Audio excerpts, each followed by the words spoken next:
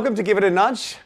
Getting very close to the 100th episode, and today we have a good friend of mine on who I'm glad to say has finally made his way up to Sydney to come on the show. Ash, welcome. Thank you, Steve. How are you? Very good, very good. It's great to have you here. And I was speaking to two of my friends that are in Melbourne today. Yep. You know Cub, the club I'm a member. Yep. It's their Melbourne. They got a new launch tonight for their new house.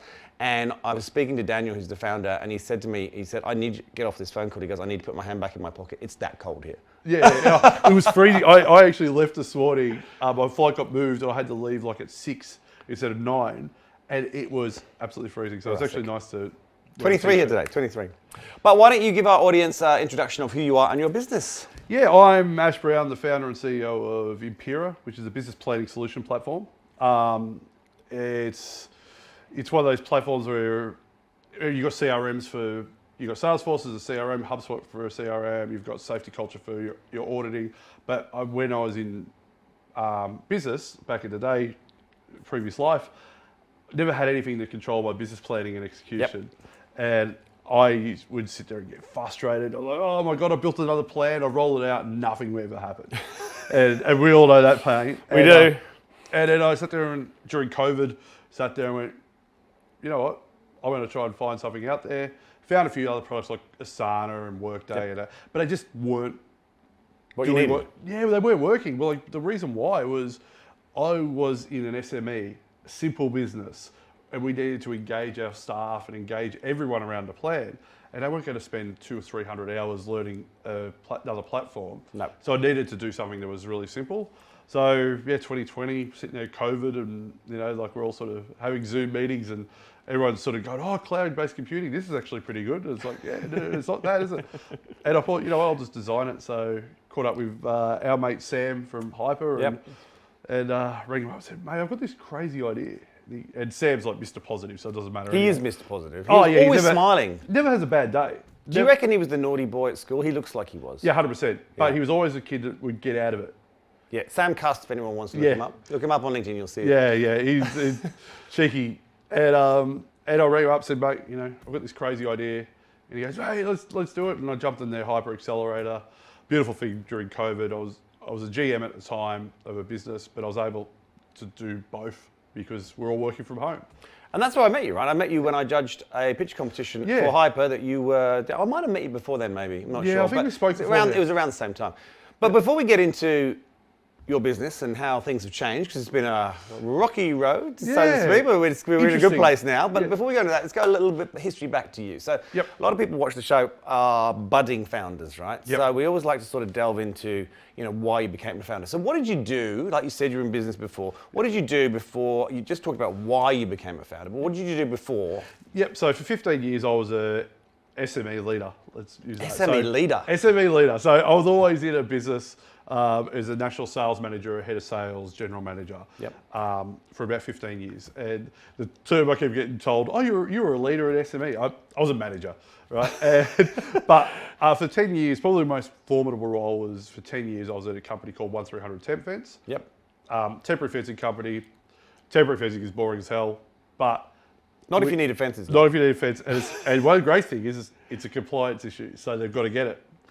But when I started there, I think it was 2009, we were doing about $1 million a year in revenue. Yep. By the time I left in 2019, we're doing, I think it was like 72. Wow. Yeah, so $1 million, not $72. I didn't make it go backwards. But I was able to be part of that high growth business. I think I was employee number 9. When I left, it was 160. I left as a national sales manager. And I just spent 10 years effectively in a startup environment, probably for the first 6 of it. Yep. And then you get to a certain point, and as everyone knows, when you grow a business, you start having 50, 60, 100 employees, things start getting a bit corporatized. And I sat there and went, you know what? I've done, this is the 9-year mark. I went, if I do 10 years plus 1 day, I'm going to be here forever. So I started going, oh, I'm going to do my own thing. So I went and worked as a head of sales for a waste management startup, which was really good. Then went and become general manager at Taxibox, which is I know Taxibox. Taxibox is a very amazing little business. Isn't it? It's grown enormously. Someone was talking to me about Taxibox yesterday, bizarrely. Yep. and they're moving house. And they were just telling me how the business it's just gone from strength to strength. It's an amazing little story Ben and Jeremy have built. I was their first general manager. And this is how crazy I am. In the middle of COVID, got headhunted by a recruiter that said, hey, they're looking for someone like yourself. And I went, and I had a job at that time and I was still building Empiraa in the background, but I had a job that I was past my probation period. I didn't have to take a pay cut during COVID. Everyone was taking 20% pay cuts, and I saw this opportunity, and I went, yeah, I'm going to do that. And I met with them, and I jumped in to the taxi box world. This is why you're a founder, because you have this risk appetite, right? Yeah. Without even thinking about it. Boom. Yeah, I don't understand it. I look back at it and go, what were you thinking? You're a nutter. Hindsight is it good or bad? I don't know. When you look back on some things, you go, what was wrong with me? Yeah, that one definitely. But what drew me to Taxi Box was because I was building Empiraa in the background with Hyper and Sam and that. I loved their sales. I loved their marketing. Their marketing and branding was unbelievable. And I knew I had sales experience. I knew I had plenty of boardroom experience, P&Ls, all the other stuff. But I didn't quite have that branding and marketing experience.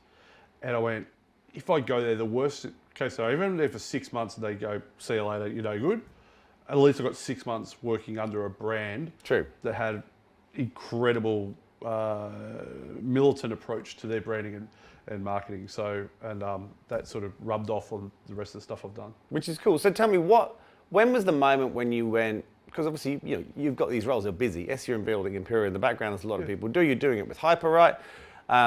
When did you make the call to go, you know what, I could actually make a living out of this? Yeah, it was probably, I reckon it was after I did the accelerator with Hyper. Yep. About halfway through, I went and I started speaking to people. Would you pay for this? Well, yeah, this is actually good. This will make my life so much easier.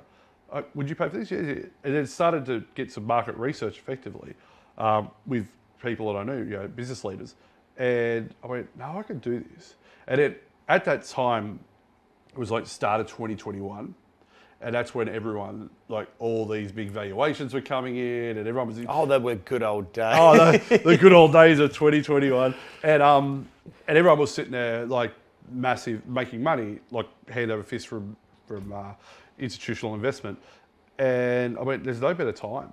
And I just took the job. I remember actually the big one that really struck to me when Slack was bought, I think by Microsoft. No, it wasn't Microsoft. It was LinkedIn for $27 billion. Just a stupid figure. Oh, unbelievable. But I looked at it and went, no, there's something here. I just remember that ringing. Yeah. I don't know why, but it just rang in the back of my head, and I just went, geez, it's just a communication tool, and it's sold for $27 billion. So talk us through where you went when you decided to go full time. Yep. Had you raised money? Yes, at that point, yeah. Okay. So we're going to talk about this because you didn't raise money, and I know this because we've talked about it, in the traditional form. No. And that's going to interest everybody, because particularly right now, here we are smack in the middle of 2023, where it's harder than ever. Talk me through it. Talk about how you did it, and talk about how it worked, and talk about why you ended up going down there. Yeah, well, it's probably how I did it was honestly Hyper and Sam helped me at the very start get my basically crap in order effectively because I don't know if I can swear, but yeah, get my stuff in order to term sheets and pitch decks. I had no idea what any of this stuff was. So that's why an accelerator is so damn important. An accelerator and incubator, something that could just get you lined up. And I'm not a shill, I've got no thing for Hyper, but that stuff really helped. Once I've got that, then Sam and others did intros. And the great thing about the intros were they were other business leaders or business owners or CEOs that turned around and went, actually, I have had that problem. And so one of the funny things was, and I've told this story before, but I had one meeting with a founder who was pretty rich, and he turned around, which is great. Pretty rich. Pretty rich. And he turned around and I was all over the shop. I had no idea what my pitch was. And I've done sales for 20 years. Yep. And here I am selling myself and my dream. It's very different selling yourself, though. It's once I embraced the vulnerability of it all and put down the guards, I was all right. But when you walk into a meeting and you're trying to get $10,000 from someone for basically a pitch deck and a prototype, it's an extraordinarily lonely, vulnerable thing to do. It's good preparation for being a founder. Yeah, I mean, a founder is a very lonely, vulnerable thing to do. Lonely is an understatement. Heavy's the head that wears the crown. There's no doubt about that. Yep. But I wouldn't trade it. Yep. I wouldn't trade it. But it's honestly, I had this meeting. I was all over the shop. I was a CRM. I was this. I was that. I had no idea what the hell I was talking about. It was just word vomit. And then, in the end of the day, he ended up investing because he goes, "I see something there." And then we started getting more and more. So it was like the Harry Met Sally rule. Yep. So when someone, I'll have what she's having, and then suddenly we raised $100,000, and that helped me build. So every round. So at that point, I was about $100,000 in myself in the hole. In it, I shouldn't say in the hole, but I invested about $100,000. Yeah, don't say in the hole again. No. We'll edit that out. Yeah, certainly not in the hole. Yeah, $100,000. No, I put about $100,000 in, invested it in my own, and then raised another 100. Then did another raise where we raised about $500,000. Once we got to a point, which is a significant amount at your stage of business. I mean, it is. Yeah, 100%. I raised $600,000 without having a product. Yeah, I mean that's unusual. Yeah, definitely. And there's a naivety there that works. Absolutely. Yeah. There's a naivety there that sit there and you go, oh, well, why can't we do that? Because no one's supposed to be doing this. But why can't you? It's exactly the right. I mean, we've all heard that question a million times. People do amazing things because no one told them they couldn't. Yeah. So basically, I just went in with, my wife calls it a combination between arrogance and naivety, but not arrogance in a bad way, but just like I'm so in love with the idea of what I'm trying to do. Yep. And I've got this naivety of like, well, why can't we do that? Yep. And so that's how I was able to raise. But it was all honestly through angels that spoke to another angel. Hey, I've got this crazy dude who's got this idea. It might be something. And then it sort of snowballed into that. I'm interested because obviously you're from Melbourne. Were they all in Melbourne? Because Melbourne's community is very intertwined. Like it's the difference I always see between Melbourne and Sydney, and I've had businesses that have operated in both for 20 odd years. Yep. Sydney's very transient, whereas Melbourne is far more stayed. The people in Melbourne stay in Melbourne, and everybody knows each other more so in Melbourne because it's a little bit more. I guess there's less people, although maybe not so much now, not since COVID. Apparently, it's the fastest growing city. Although I don't know where they got those stats from. Yeah. But was it all Melbourne sort of network? I'd say probably 90% was in Melbourne. Yeah. In all honesty. I'm just interested. I mean, it doesn't mean anything. I just wondered. Yeah. No. I mean, we've got investors in the US, the UK. Well, we'll talk about the business later. Yeah. I mean, Melbourne's way out the picture now. Yeah. But in all honesty, it was definitely Melbourne. Definitely Melbourne. It was a lot easier too because. Even during COVID, we were able to. There was nothing to do. You couldn't go anywhere. Yeah, but I was actually sneaking out to have coffees with people. Don't say this on. Oh, that's all right. Dan Andrews can find me. No one pays it anyway. He got voted in again now. You know, he got voted 4 years. So, don't get me started. But yeah, no, and once we had the coffees, but what I was finding was it was actually a really good time to raise at an early stage because people weren't as go. They slowed down more during that period. And when they slowed down more, it allowed a human connection to happen between myself and the investors. Yep. I've got an extraordinarily engaged investors that are all invested in Empiraa that I could literally pick up the phone and just shoot the shit with effectively. Yeah. Which I reckon that's really important. So, but yeah, it is predominantly Melbourne and it is sort of within certain networks of each other. So. But yeah, definitely the Harry Met Sally. I'll have what she's having. So. Yeah, I like that. Okay, so you raised this money. Yep. Where'd you go from there? You got your office. I like your office. Yeah. I see it the other day. Yeah, it's a good little office. So we raised Fingo. We got the platform built, which is great. Launched. We had a co-working space in Melbourne. Realised I did what every startup founder should do. Buy one membership, bring in 4 people until you're told otherwise. Yep. Not that people at WeWork and Creative Cubes want to hear that, but that's what we did. And until I got the tap on the shoulder, like, hey, you want to bring? You want to start paying for that? No, actually, I might go get another office. That was the one you saw. Yep. But what I did early on is I turned around and I need to invest in sales and marketing. like an outsourced development. Yep. Which I've been able to do. Where do you do that? Do you do it offshore? No. There's a company that built the platform. That's an equity partner, a small equity partner. It's called Item Group in Richmond. Right. Fantastic, unbelievable guys. They were able to build a really incredibly stable and scalable platform. Cool. So these guys are awesome. It was their first foray into building a SaaS product. They generally build products for like Lend-Lease and Oricon and sort of big. Yeah. So it was there, and they always wanted to do something a little bit different. So they took a little equity stake in the business and built the platform for. Cool. It's about just creating deals.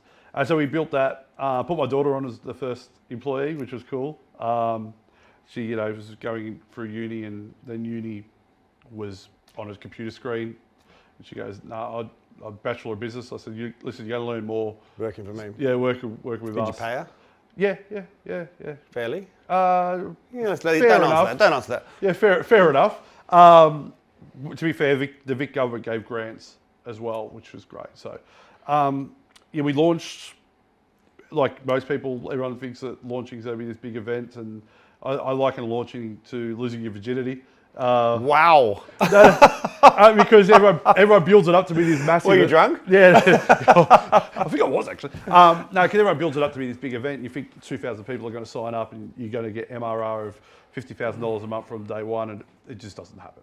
So... And you discovered a fair bit in the time after that, right? Because the business has changed. Yes. Yeah. And I'm keen to talk about that because I'm not going to use the P word because I hate it. Yeah. But things didn't quite go as you planned, so you had to look at another angle, not Shifted doing anything focus. with a P. Shifted your focus. Yeah. Talk me sort of what. Because this is I imagine this is happening to a lot of people right now as well. What was the sort of defining moment when you realised? Because I've been through this, I kind of known things are wrong, but you kind of ignore them for a while. Yeah. So what was the moment where you go, actually, I need to do something about this? And then what did you do? So when we first opened, we were a strategy platform. Yep. We're a strategy platform. We're going to fix strategy, right? Then I realised, well, strategy is so damn abstract. So abstract. People don't know and it's scary. It's a rolling eyes word. Yeah, because as soon as you're in a meeting and someone goes, all right, well, let's work on our strategy, everyone goes, oh, God. Exactly. And you know why? Because everyone's been burnt by the lack of action around strategy since Adam and Eve. So I looked at it, but the more people I spoke to, they're like, well, no, this is not strategy. And it was one conversation I had with a strategist, and he turned around and goes, mate, you're not strategy. And I said, what do you, like, slap? What do you mean? I'm like, okay. And he goes, but you do have it has a purpose. But you're planning and execution. You help businesses game plan for the future. And then once that really hit home, and I went, actually, that's something. And the more I thought about it, I thought, yeah, you're right. When you're talking in, like, our core market, which took a while to figure that out as well, was scaling up startups all the way up to larger SMEs. Yep. So it's quite a big chunk, but it wasn't built for corporate Australia or corporate America or anything like that. It was built for the every person to build out a simple strategic plan. Might not be strategy, but a strategic plan to grow their business or to execute their plans like they haven't before. So I looked at it and went, all right, well, and then once enough people are telling you something, you'd be an idiot to not listen to them. I think so. And I think when you're talking about strategy in that level of business, I reckon the best analogy is a maths strategy, right? If you're going to solve a maths problem, you have a strategy as to how you're going to do that. Yeah. That's what strategy is in small business. It's just a way of, okay, I need to get to the answer. How am I going to do that? Yep. Well, we use it to like, where are you now? How are you going to get there? And when are you going to get there by? Yep. And that's basically just the connecting line. So we're trying to simplify. We really are focused on being a lead at simplicity. Like, everything should just be simple. What's your objective and what are the actions you need to do to achieve that? That's it. That's it. Like, simplify it, because there's so much inefficiency. I think it's like 40% of businesses run inefficiently in this area because they spend so much time focusing on the plan, not in the plan. So, you know, thinking about the plan, not doing it. Yeah. Like we talked about earlier, just go and do things. So what did you do? So all these people are telling you something, and you're going, okay, maybe I should listen. Maybe. Yeah. No, I sat there and I thought about it. And I went, yeah, because we had a freemium version as well, right? Yep. So freemium version, we were getting user numbers like crazy. That wasn't a problem. No one was using it. They're just signing up. Yeah, just signing up. Yeah. Everyone loves to sign up. Yep. So people signing up. So you sit there, pat yourself on the back. We had like 50 sign-ups in an afternoon, and it was like 52. And I was like, oh, this is fantastic. 2 stayed on. Yep. That's pretty high churn. Yeah. 2 stayed. They're all still. No one's actually cancelled their accounts. Actually, some have been converted now, but the messaging was wrong. So what I found was the product was right, but the way we were selling it, the messaging was incorrect, and that is a huge, lesson for us. Yeah, but we've been running for like 12 months. We've got like 408 companies on board, and 25% of them are all paid now. So it's like now we're starting to get real revenue coming through because we're able to target the messaging properly. Hey, we're a business planning execution tool that helps you enable your business plans, like a business plan like never before. Yep. We're simplifying it. Okay, cool. And can you connect to this? So when you decided to make that change, how quick was the... I move fast, mate. I know you do. Yeah. That's why I want to talk about it. So how quick was that change from sort of floundering around, getting lots of free users, to where you are now, which is all these paying customers, right? Within 2 weeks. So that's insane. Yeah, I just went, all right, I went to Ash, who's our head of marketing. We've got to change the website. We've got to change everything that says strategy. 2 weeks? Yep. Jeez. Oh, we just went nuts. Well, I think I saw you just after you, or just before, while you were doing, I don't know, maybe we've kind of been in that 2 weeks. You wouldn't have had time to see me, but... Yeah, we literally went, okay, I'm going to scrap freemium. That's gone. We're going to add a free trial that's got credit card based. We're going to do this. We're going to remove everything that says strategy, remove everything and just focus on planning and execution or game planning. That's it. And even the way we spoke to customers, the way we just flipped it. But that's the beauty of having a young, burgeoning business. Do what you want. You can do what you want. If I want to change the messaging, and by the way, that made a huge difference because then MRR started to rise because people understood what the actual product was. What really got me was when I was speaking to people, I go, what is your product? And it's like, all right, well, there's a disconnection here. And we're still working on that now. Like we're actually just redoing our landing page to reflect a little bit more of a succinct message around it. Just to make sure, because after the America stuff, which we'll touch on, that you've got to be able to sort of just curate that message a little bit better. Yeah. Well, let's say you've just touched on the magic word, right? America. I think every founder has the dream of going to America because of the size and the scale. Yeah. It's a very difficult thing to do. It's a lot scary. It's 52 different countries. We've looked at it numerous times and we've gone everywhere but America. Yep. It's really your first overseas foray. Yep. Which is very unusual. Yep. And very brave. Yep. And naivety and arrogance. That's naivety and arrogance. And you're in Denver. Yep. Right? So Denver's freezing too. What's with that? I know, Denver's great. Have you been to Denver? No. Oh, no. Is it Denver? No, what's the other? Seattle. Seattle's cold. Denver's great. Denver's, it's always 20 degrees, even with snow. So it's like Sydney. Yeah. It can't snow in 20 degrees. It will snow overnight and then it'll just melt away. Yeah, sounds like a magical wonderland. Yeah, I don't know. Well, it was the first state that legalized cannabis. So. Oh well, there you go. Yeah. So were you sure it snowed overnight? But so how did that happen, and how's that going? Because it's kind of where you're at right now, right? It's a big focus. Yeah. So for me, I love Australia. That's never going to change. But I always thought 22 million versus 320 million, just a way to numbers. Yep. I looked at it when. That was always the vision. There in the UK. The UK will be later this year.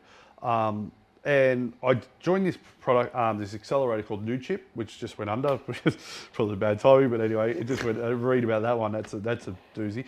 But in part of that, which I absolutely thank them for, was they give you a mentor. Right. And the mentor that I've got is this gentleman called Stephen Collins, who is the former CEO of a $100 million business called Anarch over in the States, based in Boulder, connected to Techstars, Boomtown, all that. Yep. Fantastic, just an incredible guy. And we got along from day one. And we're just talking, he goes, look, if you want to go to the US, I can help you. I'm like, okay, this is great. Like, I follow the rabbit.